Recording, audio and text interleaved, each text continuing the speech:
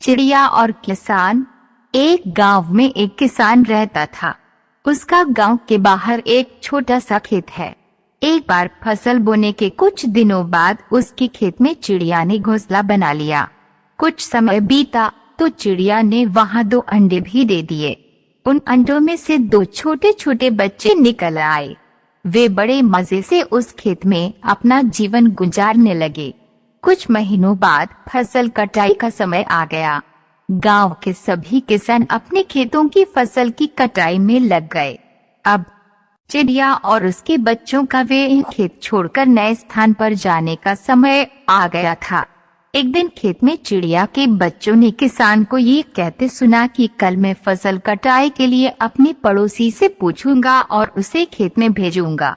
यह सुनकर चिड़िया के बच्चे परेशान हो गए। उस समय चिड़िया कहीं गई हुई थी। जब वो वापस लौटी तो बच्चों ने उसे किसान की बात बताते हुए कहा, माँ, आज हमारा यहाँ अंतिम दिन है।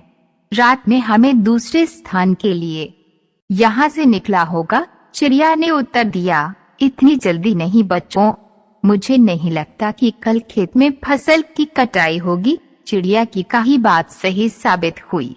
दूसरे दिन किसान का पड़ोसी खेत में नहीं आया और फसल की कटाई न हो सकी।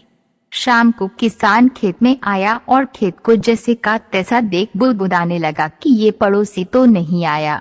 ऐसा करता हूँ, कल अपने किसी रिश्तेदार को भेज देता हूँ। चिड़िया के बच्चों ने फिर से किसान की बात सुन ली और परेशान हो गए।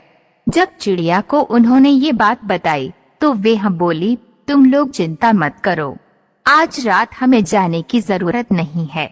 मुझे नहीं लगता कि किसान का रिश्तेदार आएगा। ठीक ऐसा ही हुआ और किसान का रिश्तेदार अगले दिन खेत नहीं पहुंचा। चिड़िया के बच्चे हैरान थे कि उनकी माँ की हर बात सही हो रही है। अगली शाम किसान जब खेत आया तो खेत की वही स्थिति देख बुदबुदाने लगा कि ये लोग तो कहने के बाद भी कटाई के लिए आते नहीं है। कल मैं खुद आकर फसल की कटाई शुरू करूंगा। चिड़िया के बच्चों ने किसान की ये बात भी सुन ली। अपनी माँ को जब उन्होंने ये बताया तो वह बोली, बच्चों, अब समय आ गया है ये खेत छोड़ने का।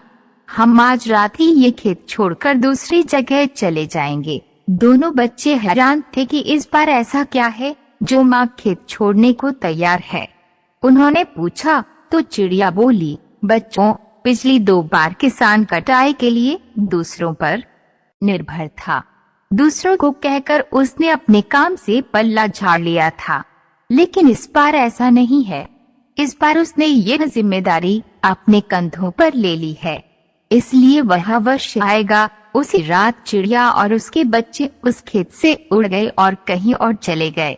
सीख, दूसरों की सहायता लेने में कोई बुराई नहीं है, किंतु यदि आप समय पर काम शुरू करना चाहते हैं और चाहते हैं कि वे यह समय पर पूरा हो जाए, तो उस काम की जिम्मेदारी स्वयं लेनी होगी। दूसरे भी मदद उसी की करते हैं जो अपनी मदद करते